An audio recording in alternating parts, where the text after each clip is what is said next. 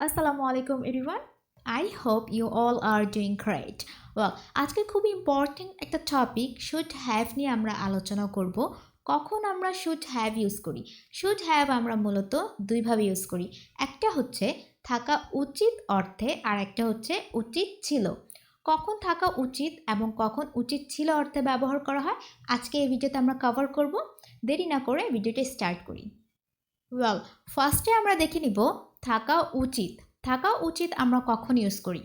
থাকা উচিতের বলার সেন্টেন্স স্ট্রাকচার হচ্ছে subject plus should have, noun and pronoun. Should হ্যাভের পরে আমরা নাউন অথবা প্রোনাউন ইউজ করব।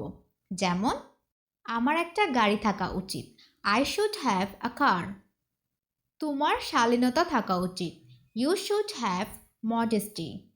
তার একটা বাড়ি থাকা উচিত, he should have a house. তোমার কিছু টাকা থাকা উচিত, you should have some money.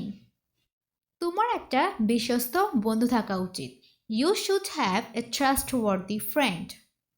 Well, এবার আমরা দেখে নিব কখন আমরা উচিত ছিল অর্থে শুড হ্যাভ ইউজ করি।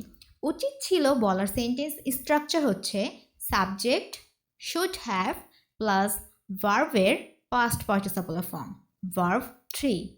যেমন, আমার কাজটি করা উচিত ছিল, I should have done the work.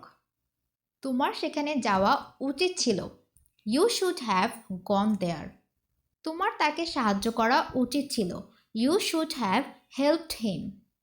তার পড়াশোনা করা উচিত ছিল, she should have studied.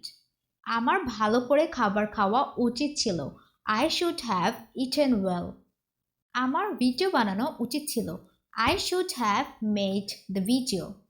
So well, আশা করছি আমরা শুড হ্যাভের ইউজটা আমরা জানতে পেরেছি। এবার আমাকে কমেন্ট করে জানাবেন এই দুইটার ইংলিশ কী হবে। সবাই ভালো থাকবেন। আসসালামু আলাইকুম।